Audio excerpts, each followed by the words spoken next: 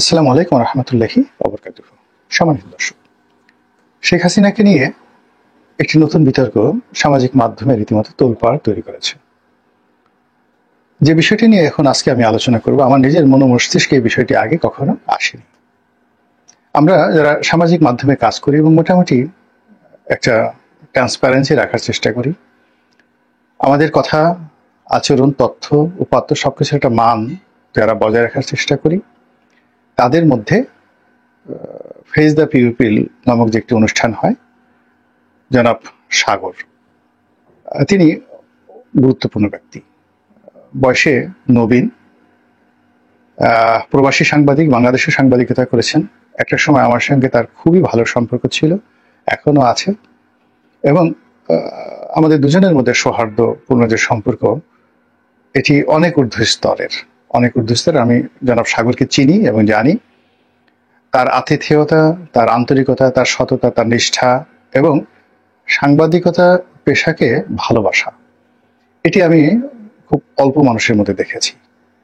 উনি আগেই দেশের বাইরে থাকতেন, ইটালিতে থাকতেন, কানাডাতে থাকতেন, ব্যবসা বাণিজ্য করতেন। তো ওগুলো ছেড়ে তিনি বাংলাদেশে এসে ব্যবসা বাণিজ্য পাশাপাশি সাংবাদিকতা করতেন। আবার একটা সময় বাংলাদেশ ছেড়ে তিনি চলে গেছেন, বিয়ে থা করে চলে গেছেন। চলে যাওয়ার পর তিনি সেখানে গিয়ে তার ব্যবসা বাণিজ্যের পাশাপাশি আবার এই যে সাংবাদিকতা, এটি শুরু করেছেন। এবং তার যে অনুষ্ঠানটি ফেস দ্য পিউপিল, একটা অনলাইন ভিত্তিক যেগুলো অনুষ্ঠান যারা করেন, বা যে অনুষ্ঠানগুলো অনলাইনে খুবই জনপ্রিয় টক শো, তার মধ্যে তার সেই অনুষ্ঠানটি খালেদ মহিউদ্দিনের পর্যায়ের অথবা ক্ষেত্র বিশেষে কোনো কোনো ক্ষেত্রে অনুষ্ঠানের যে ভ্যারাইটি, এটি খালেদ মহিউদ্দিন এখন যেটা ঠিকানায় করেন তা সেটা নয়। তিনি যখন ডিডব্লিউতে ছিলেন, রয়েস ভ্যালিতে ছিলেন, তখনও তিনি যেভাবে গুরুত্ব পেতেন তার চাইতে সাগর সাহেবের যে অনুষ্ঠান, সেই অনুষ্ঠানের গুরুত্ব আমাদের এই বাংলাদেশের পাঠকদের কাছে কোনো অংশে কম নয়। খালেদ সাহেবও ভালো, সাগরও ভালো। তো এই কথাগুলো বললাম এই কারণে যে এরা দুজনই বয়সে নবীন, আমার ছোট ভাইয়ের মতো, কিন্তু তারা কর্মে বড়, সম্মানিত। তো যার জন্য খালিদ সাহেব বা সাগর সাহেব তারা যখন কোনো একটা কথা বলেন, কোনো একটা স্ট্যাটাস দেন, ওটা আমি গুরুত্ব সহকারে নেই, দেখি এবং পড়ি।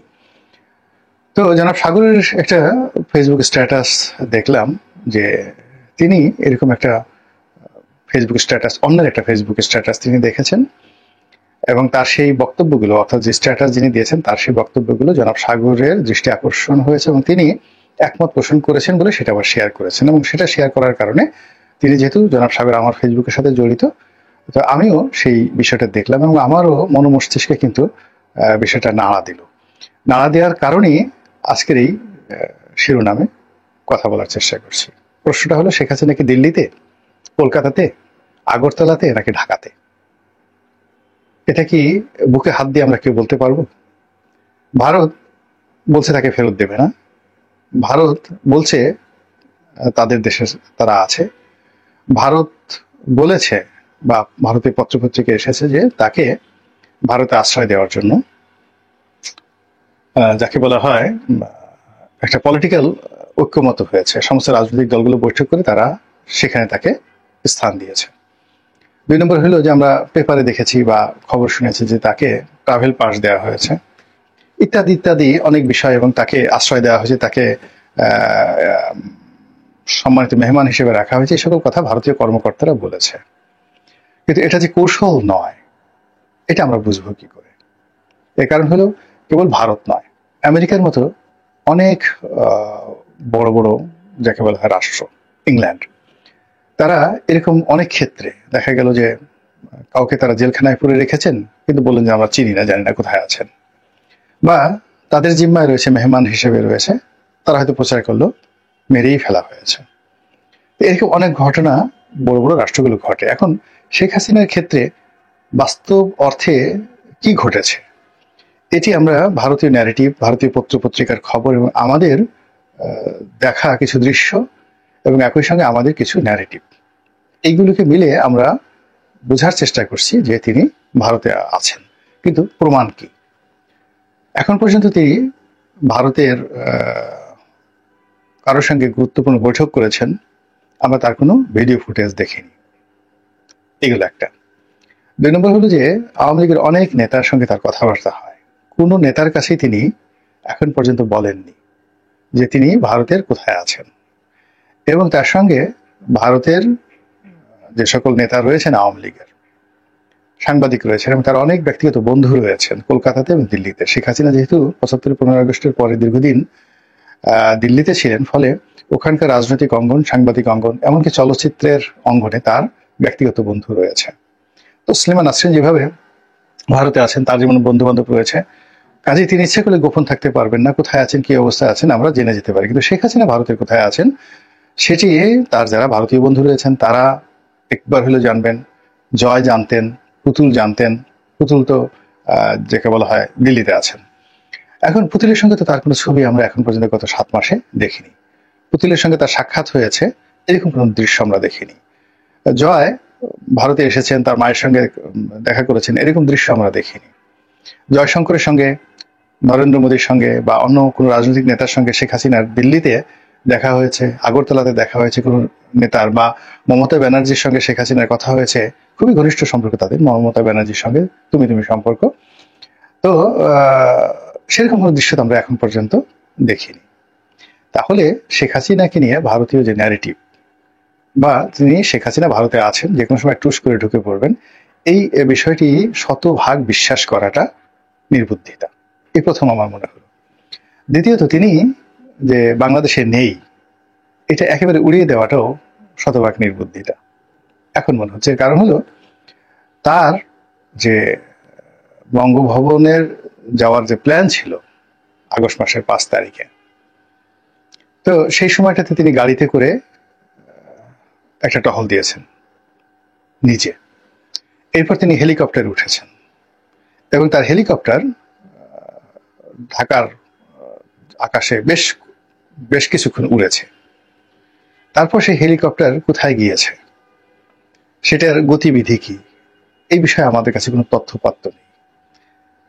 প্রথম দিকে কিছু কিছু গুগল ম্যাপে দেখানোর চেষ্টা করা হচ্ছিল যে তার হেলিকপ্টারটি এত তারিখে সেই দমদম এয়ারপোর্টে গিয়েছে কলকাতাতে, তারপর সেখান থেকে কিভাবে দিল্লিতে গিয়েছে ওই গুগল ম্যাপ থেকে অনেকে দেখার চেষ্টা করেছে। পরবর্তী দেখা গেলো সেগুলো সবই ভুয়া। এর কারণ হলো এখান থেকে যে বাংলাদেশ থেকে ন্যারেটিভ তৈরি করা হয়েছে সেটি মোটামুটি এরকম দাঁড়ায় যে হেলিকপ্টারে করে গণভবন থেকে তিনি মূলত গেছেন ঢাকা এয়ারপোর্টে, এবং ঢাকা এয়ারপোর্ট থেকে একটা সামরিক বিমানে করে তিনি গিয়েছেন আগরতলাতে, এবং আগরতলা থেকে আরেকটি সামরিক বিমানে করে তিনি দিল্লিতে গেছেন, এবং দিল্লির একটি নিশ্ছিদ্র নিরাপত্তা বলয়ে, দিল্লি বিমানবন্দরের কাছাকাছি একটা নিশ্ছিদ্র নিরাপত্তা বলয়ে ঘেরাটোপে তাকে রাখা হয়েছে। এই জিনিসগুলি কিন্তু প্রচার করা হচ্ছে। এখন আপনি এই ডটগুলো মেলানোর চেষ্টা করেন। গণভবন থেকে এয়ারপোর্ট, তো গণভবন থেকে এয়ারপোর্ট তিনি গেলেন, এবং এখানে একটা বিষয় আছে যে আপনারা যারা জানেন তারা খুব ভালো করেই জানেন যে গণভবন থেকে তার সরাসরি এয়ারপোর্টে গিয়ে ল্যান্ডিং করার ক্ষেত্রে সিভিল এভিয়েশন থেকে শুরু করে সব জায়গাতে একটা রেকর্ড থাকার কথা এবং থাকবে, এবং সেখান থেকে তিনি যে সামরিক বিমান করে যাবেন সেই সামরিক বিমান আবার যাকে বলা হয় যদি আগরতলাতে যায় তাহলে একটা নর্মাল বিমান যাওয়া কোনো একটা দেশে সেটার এক ধরনের রেকর্ড, আর সামরিক বিমান যখন যাবে মিলিটারি প্লেন সেটার জন্য কিন্তু আলাদা একটা ফর্মালিটিসের দরকার আছে। এর ব্ল্যাক অ্যান্ড হোয়াইট ডকুমেন্ট ভারতের কাছেও আছে, বাংলাদেশের কাছেও আছে, যদি এরকম কিছু হয়ে থাকে। আবার বলা হচ্ছে যে যেই মুহূর্তে সেই সামরিক বিমানটি ভারতের আকাশে প্রবেশ করেছে অমনি ভারতের অত্যাধুনিক জঙ্গি বিমান দ্বারা সেটিকে প্রোটেকশন দিয়ে তাকে আগরতলাতে নেওয়া হয়েছে। মানে পুরো জিনিসটির মধ্যে একটা জেমস বন্ড প্রকৃতির যাকে বলা হয় ভাইব তৈরি করা হয়েছে। ফলে আমরা অনেকেই সেই ভাইবের সাথে এতদিন ধরে বগল বাজাচ্ছি। ইতিমধ্যে শেখ হাসিনা টেলিফোনে কথা বলেছেন, তারপরে অডিও কলে তিনি বেশ কয়েকজনের সঙ্গে কথা বলেছেন এবং নিজে সেগুলো ভাইরাল করেছেন, দলীয় নেতাকর্মীদের সঙ্গে লন্ডনে আমেরিকাতে কথা বলেছেন, কিন্তু কোথাও তার ভিডিও ফুটেজ কিন্তু দেখা যাচ্ছে না। এবং একইভাবে কিন্তু আরো কয়েকজন লোকের, যেমন মোহাম্মদ আরাফাতের কোনো ভিডিও ফুটেজ আমরা দেখতে পাচ্ছি না। এবং আপনারা জানেন যে ক্যান্টনমেন্টে যখন শেখ হাসিনাকে বিদায় জানানো হয়, মানে গণভবনে, ঠিক সেই সময়টাতে কিন্তু মোহাম্মদ আরাফাত সেখানে ছিলেন। তারপর সালমান এফ রহমান সাহেব কিন্তু ওখানে ছিলেন। তো সেখান থেকে মোহাম্মদ আরাফাত কোথায় গেলেন, কিভাবে গেলেন? যেমন দেশের বাইরে যারা আছেন, হাসান মাহমুদ সাহেব আছেন, তারপর যাকে বলা হয় সাবেক স্বরাষ্ট্রমন্ত্রী উনি আছেন, তারপর ভূমিমন্ত্রী জাভেদ সাহেব লন্ডনে আছেন। তারা সবাই যে যার অবস্থানে কোথায় কিভাবে আছেন তার আমরা ভিডিও ফুটেজ দেখেছি, অডিও ফুটেজ দেখেছি, তাদের বক্তব্য শুনেছি এবং তাদের সঙ্গে অনেকেই আমরা কথাবার্তা শুনেছি। অনেক মন্ত্রী এমপি যারা লন্ডনে আছেন, আমেরিকা আছেন, কানাডা আছেন, অনেক মেয়র মানে তারা সামাজিক অনুষ্ঠানে যাচ্ছেন, দেখা সাক্ষাৎ হচ্ছে। কিন্তু নসরুল হামিদ বিপু কোথায়? তারপরে যাকে বলা হয় মোহাম্মদ আরাফাত কোথায়? উবায়দুল কাদের সাহেব কোথায়? জাহাঙ্গীর কবির নানক সাহেব কোথায়? বাহাউদ্দিন নাসিম সাহেব কোথায়? তাদের আমরা কথা শুনতে পাচ্ছি, কিন্তু তাদের কোনো ভিডিও ফুটেজ বা তারা যে প্রকৃতির মানুষ, তারা কলকাতাতে গিয়ে তারা কেন কলকাতাতে গিয়ে লুকিয়ে থাকবেন? তাদের তো কলকাতাতে অসীম কুমার উকিলকে যদি দেখা যায়, বাহাউদ্দিন নাসিম সাহেবকে কেন দেখা যাবে না? আবার বাহাউদ্দিন নাসিম সাহেব, জাহাঙ্গীর কবির নানক, স্বরাষ্ট্রমন্ত্রী, তারা সবাই কলকাতাতে আছেন, অনেকে দিল্লিতে আছেন, শামীম ওসমান সাহেব হয়তো দুবাইতে আছেন। এখন তাদের সবার সঙ্গে শেখ হাসিনার কথা হয়, কিন্তু তারা যদি শেখ হাসিনা দিল্লিতে থাকতেন তাদের সঙ্গে কেন দেখা হবে না? দেখা না হওয়ার কোনো রিজন নেই। কিংবা ভারতীয় কর্মকর্তাদের সঙ্গে কেন তার দেখা হচ্ছে না? দেখা হলে তো একটা স্টিল ছবি হলেও লিকেজ হয়ে যেত। মানে এমন প্রযুক্তি এখন চলে এসছে, সবার হাতে প্রযুক্তি চলে আসছে, এবং ভারতে তো প্যাগাসাস প্রযুক্তি এখন অনেক মানে প্রাইভেট গোয়েন্দাদের কাছে অ্যাভেলেবল। সেই প্যাগাসাস প্রযুক্তি দিয়ে শেখ হাসিনার যে লোকেশন ট্র্যাক করে তার ছবি তার মানে আনা, মানে তিনি যখন ধরেন হোয়াটসঅ্যাপে কথা বলেন, কথার কথা হোয়াটসঅ্যাপে কথা বলেন, তো প্যাগাসাস প্রযুক্তি দিয়ে তার হোয়াটসঅ্যাপের মধ্যে ঢুকে গিয়ে ওখান থেকে তার ছবি নিয়ে এসে এবং সেই ছবিটাকে স্ক্যান করেছে কত নম্বর বাড়িতে আছে। এই প্রযুক্তি এখন পৃথিবীতে আছে, ইসরায়েলের হাতে আছে, বাংলাদেশে আছে, ভারতে আছে। আমরা এখনো পর্যন্ত কেন তার লোকেশনটা ট্র্যাক করতে পারছি না? ইট মিনস আমরা এই যে যাদের হাতে প্রযুক্তি আছে তারা এই কাজ করছেন না। আর অনেকে এই ব্যাপারে আগ্রহ হচ্ছে না, বিকজ তাকে নিয়ে এতগুলো ভাইব তৈরি করা হয়েছে। সেই ভাইবের কারণে আমরা ইন্ডিয়ান ন্যারেটিভ গুলো বিশ্বাস করে শেখ হাসিনা যে দিল্লিতে আছে এটা শতভাগ বিশ্বাস করে বসে আছি।